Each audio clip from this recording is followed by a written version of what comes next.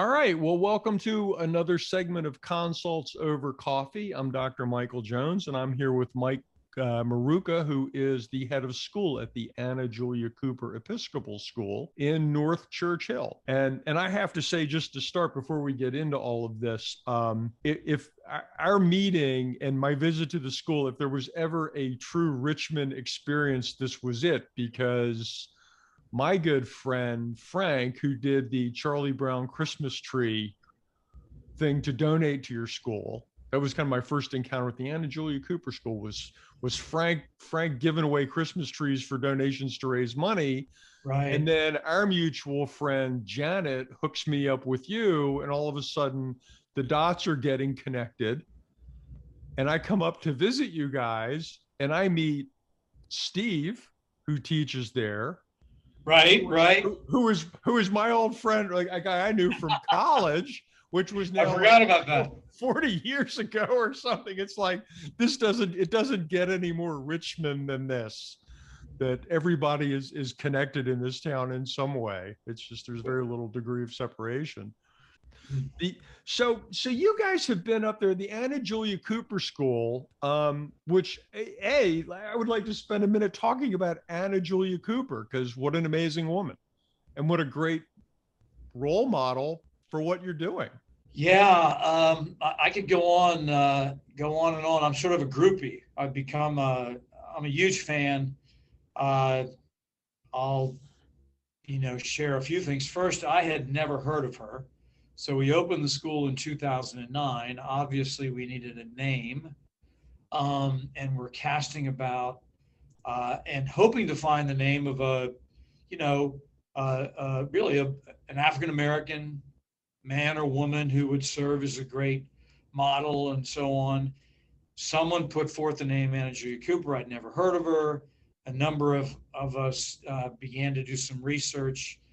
And we found out that she had just led this extraordinarily interesting life, born in 1858 in Raleigh, North Carolina, so prior to the Civil War and the end of slavery, lived until 1965. So she was 105 years old when she died. And I like to think, or 64 maybe it was. I like to think that, she was born in the time of slavery and lived to see Martin Luther King's speech, I Have a Dream, in 1963. In between that, she devoted her life to education as a teacher, as a principal, got a doctorate at the Sorbonne in French. First Black woman or man, I think, to defend his or her doctorate in a foreign language. She did it in French. So she's an extraordinarily bright woman, a person of deep faith.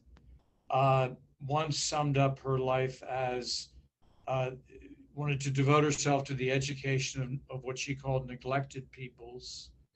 And then a couple interesting, we decided to name the school after her on June 8th, 2009. On June 11th, the U.S. Postal Service issued a stamp in her honor 3 days later. Took all of us by surprise. And then we discovered that if anybody hearing this, open your passport, and toward the back, there's a quote. Among the 13 quotes, 12 of which are men, there's one quote, and it's from Anna Julia Cooper. That's really cool. Your U.S. passport. So there's it's an amazing woman, amazing life. I mean, yeah, extraordinary. And that's, and really probably a good role model, or a good imprimatur for you guys for exactly what you're doing. You're up in North Churchill. You're working with kids that, frankly, the educational system in this city and in this country often leave behind. Yes, I mean it is uphill all the way. With these kids, most immediately, as I think everyone's aware, with the pandemic, the local school system has been closed. They've been closed since March of last year. And I'm very proud. I mean, we had to close when the governor issued that decree, I think in March 13th, 2020. Everyone had to close. But then we opened back up in July for our mandatory summer school. It did not miss a day of in-person schooling beginning this past July and all through the school year. Now we had to do a lot of improv and so on, but we were just driven by this sense that the kids have to be in school. And but back to your point, and I don't like to blame the school system at all. But the reality is that they're just facing an overwhelming challenge with the world and the situation that so many of these families and kids are coming out of on all fronts, academically, socially, emotionally. So it's not easy lifting. And you guys go for it's elementary and middle school, is that? Yes. So we began as a middle school with a couple of grades in a house in 2009, and we expanded gradually. Went down to fifth grade, went down to fourth grade. For several years, we were fourth through eighth grade, and then of course the obvious thing is that, as with anything, your own children, my children, the sooner you start, the better. Someone smarter than me would have started with kindergarten. But we're working our way down. So this year, when we open up, we will have second grade through eighth grade, and then, knock on wood, the following year we'll have kindergarten through eighth grade. So that then we'll sort of be lower school or elementary school and middle school together, K through 8. And you've not only grown the size of the school, you've grown the physical footprint of the school as well. Correct. In fact, last week we had our eighth grade graduation in our new gymnasium, and it was not quite completed. We had at the 11th hour, we had to get a temporary certificate of occupancy, but it was pretty thrilling for everybody to be in that space. And then in that same building is what will be this coming school year, the middle school building. The classrooms are being worked on. So 6th, 7th, and 8th graders will be over there. We'll be able to increase our numbers this coming year by about 30, I believe. And then, eventually we hope to get up to well over 200 students, which is, I guess, an 8-fold increase. The very first year in the schoolhouse, we had 25 students in 2 grades. What's your enrollment now? For this coming year, it'll be 154. Wow. And we'll kick it off with summer school in July, and so we should have the 2nd through 8th graders there. And that was one of the interesting things I looked at is you mentioned keeping kids in school even during the pandemic, and you mentioned summer school. I didn't realize with our first visit that you have kids come into summer school. Basically, you do like a 4-week block in the middle of summer, or? Yeah, exactly. It began as a going back to your point about the kids we're serving or trying to serve here. Time is precious. There's just no getting around that. And a typical summer, much less a COVID summer, last summer and this one, is going to be about 11 or 12 weeks. So that tends to be a pretty rich, wonderful summer for, say, my own kids, but for these kids, not so much. Yeah. They don't have the resources and the opportunities. So we take 4 weeks of that and say, hey, we need to be in the game. We need to be in school. And we've gotten to the point where it's a pretty straightforward formula of 4 blocks. One focuses on English, one focuses on math, one focuses on reading, and then we have kind of an open-ended 4th period of art, swimming, theater, fun stuff. But that time is precious. So we make it, we let parents know that it's a part of the school year. And I think, the kids may not be jumping up and down about coming, but I think most of them really want to be here. Well, I was impressed when I was there with it. It didn't feel like like a traditional public school in any sense, and it's not a traditional public school, but the vibe was much more community oriented, I felt. I mean, everybody seemed to be very engaged with each other, and I know you guys face some struggles in that regard, but it felt very inclusive and very caring. I mean, I walked out of there. I walked out of there kind of going, this is exactly how people ought to treat each other. Well, if that's true, I'm glad that's the experience you had, because I would say the number one goal that I have is not academic, although I always say academics is, if the floor is this, what I like to call a community of affection. Like, we want to create this community that the kids feel when they walk in the building, and that they know it's reliable and dependable and caring and forgiving and challenging and safe and all those things that all of us need in order to be able to flourish and exercise what gifts and talents we have. That's the bottom line. We want to recreate that every single day. We want to do it for a day, for a week, for a month, for a year, for 2, 5 years, whatever it might be, and hope that the accumulation of that has a significant impact on these kids' lives. But again, I'm always quick to say, absolutely no different than what I want for my own children. So many of these kids don't get that in the way that my child or children get. So we want to create and recreate that. And then just above that, we've got to get serious about the academics. I've sometimes said, a 1/16 of an inch above that baseline or that foundation, we've got to be serious about the math and about writing and about reading comprehension and all those skills. Otherwise, it's just kind of a nice feel-good environment. But what happens when they leave? Are they equipped to be able to have more of a work ethic and intellectual curiosity and all of those things? So, but yeah, the fundamental thing is this tangible community of affection.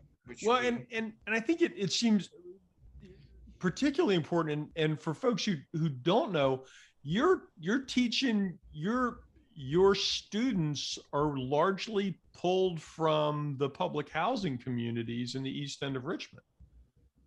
Correct. We from the first year, we've made a commitment, and it remains a guideline or policy, that at least 3/4 of our students will be from one of the 4 neighboring public housing communities, which are tucked up here in the northeast corner of the city, and not by accident.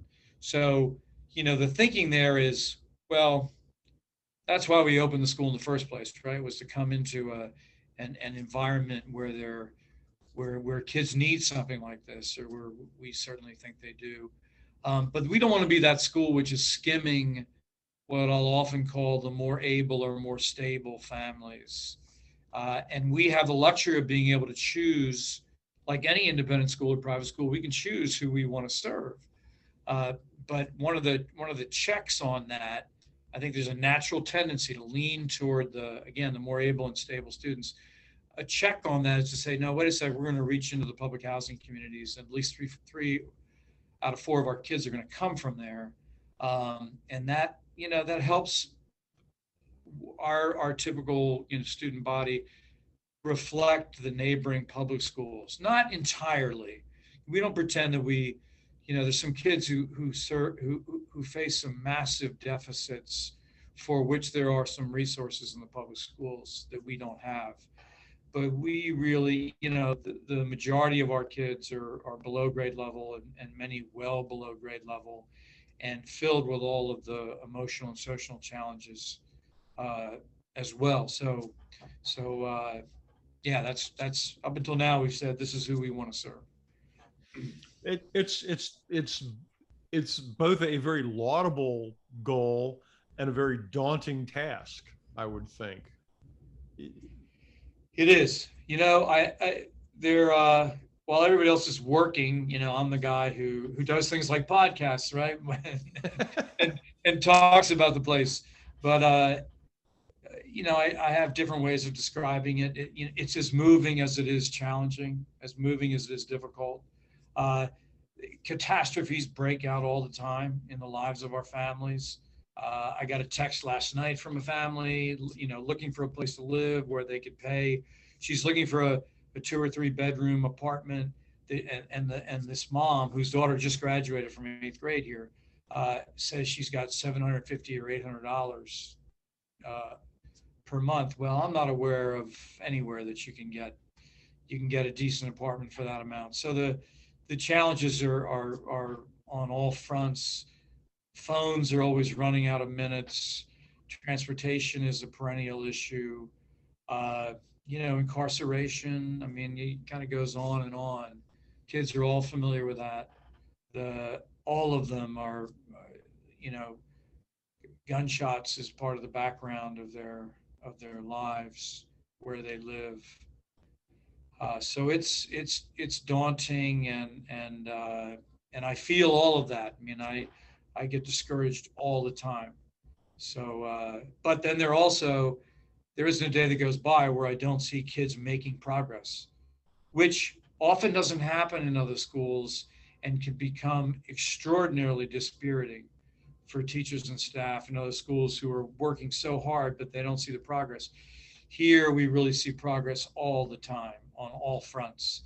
Then the name of the game is, can we sustain that? And is it enough? Is it enough? That's my biggest concern, to merit and to honor those who are supporting us. We're supported by donors who believe in what we're doing, and they provide the funding.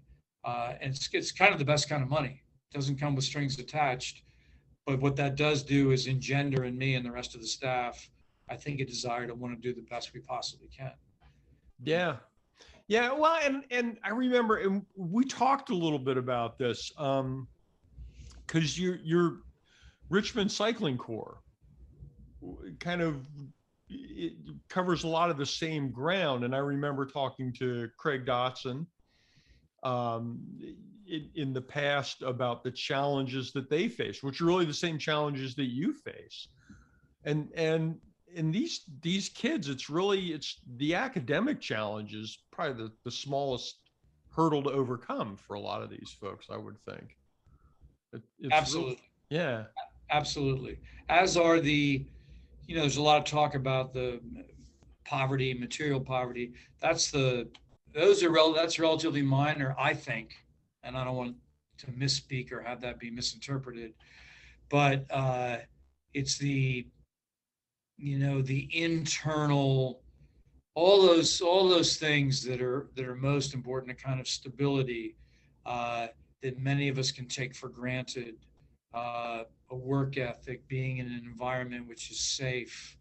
Those, creating that is really, I think, takes precedence, and then the academics have to come in. But it's really the former which is most important. And Craig Dotson is, I'm not sure I've met anybody more eloquent and articulate about he was not afraid to talk. And blunt. Totally blunt. Yeah, he was, if you're looking for some, propaganda and feel good brochures, he's not the guy. But, he's a real truth teller. And I think that's, part of his appeal for many people. And they're continuing now. He's got a guy named Matt Kuhn, was kind of a protege of Craig's, and continues that work with Richmond Cycling Corps to this day. So. But it's interesting because you made that comment. It really is not just, it's not the poverty aspect of this, because we're about the same age. I remember my parents were kids in the Depression, and I remember, my mom saying that her dad was a cop in Baltimore, and he made $7 a week. And that was a house with 3 siblings, 2 parents, the extended family, and God only knows who else who showed up who needed a place to stay or something to eat. Mm-hmm. And while that certainly affected how my parents viewed the world going forward, there was still a stable social structure. That's, I think, probably the big difference. I think a lot of the kids that you're dealing with don't have that stable social structure for a lot of reasons. Mm-hmm. And if you don't have that, it's really hard. You don't have, it's hard to build on from there. It's a problem that for the overwhelming majority of our kids was 400 years in the making. So it's very much just the fruit, if that's probably not a very apt metaphor, but of the history of this country and all the consequences of that, the trauma that these kids carry.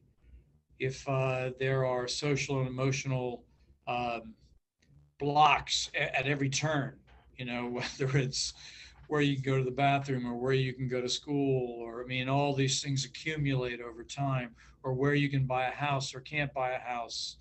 I mean, the menu is endless. Where our black brothers and sisters, hit roadblocks and stop signs at every turn. That too accumulates over time, and this is what. Then the tricky thing, Mike, is and Anna Julia Cooper would be the first to say this. You don't want to make that the entire narrative, right? At some point, you've got to say, wait a second. We can still do this. There's still hope. There's still work that can be done. I think of the kids.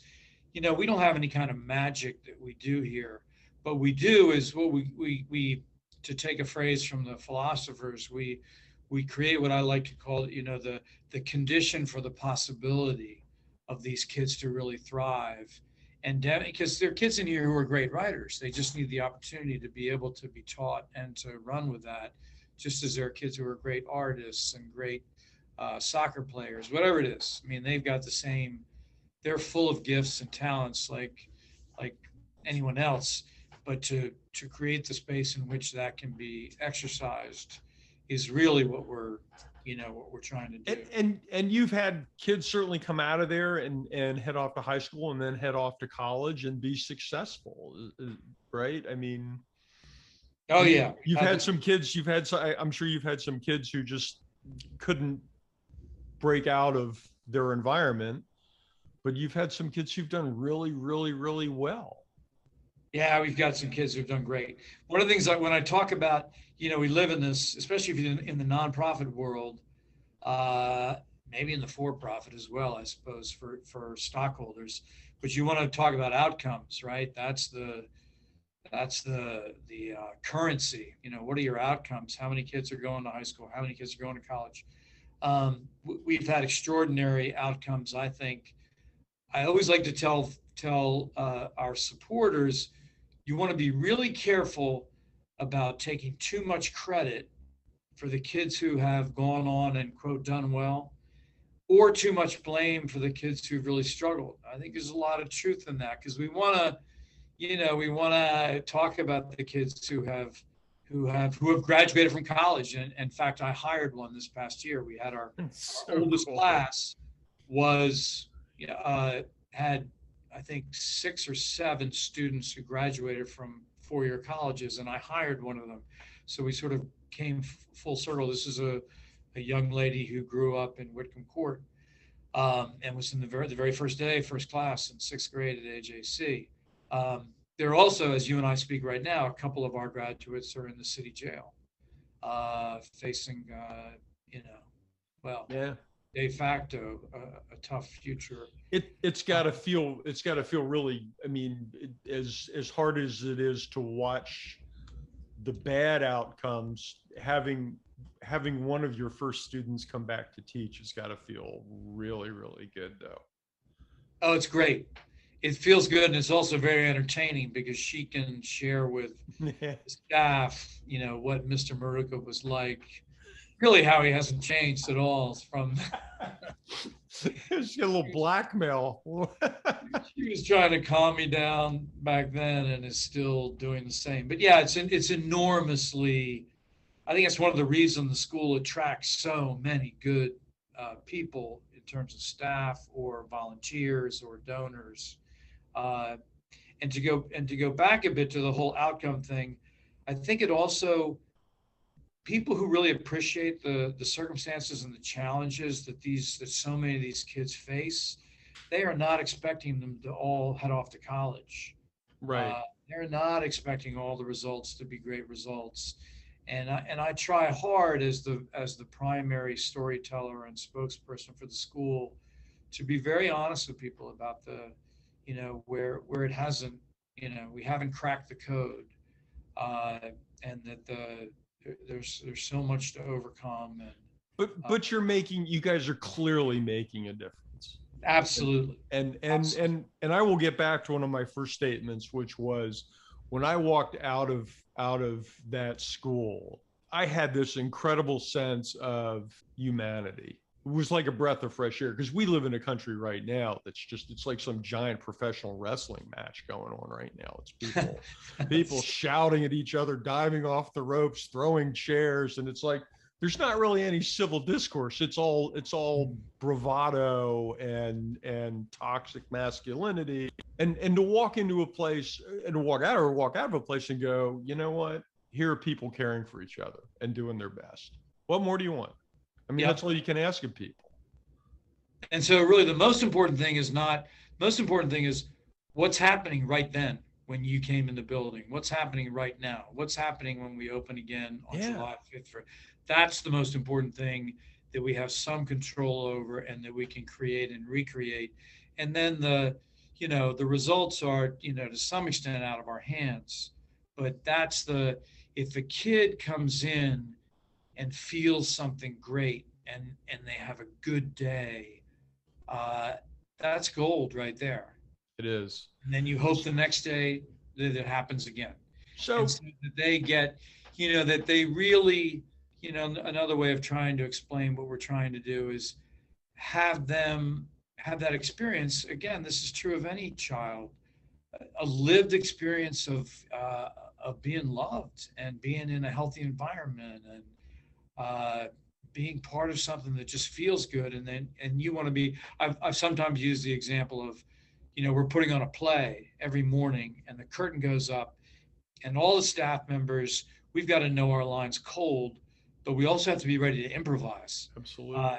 But kids get caught up in that. They're they're not the extras. That's not the right term, but they're in the midst of the play. We're putting on the play around and with them, and hopefully they want to be part of it, which means they want to begin mimicking the behavior of what all the adults around them are doing, which is smiling and taking care of one another and picking each other up and having each other's back and saying, hey, I need help, rather than exploding and getting frustrated and angry, saying, hey, I'm tired today.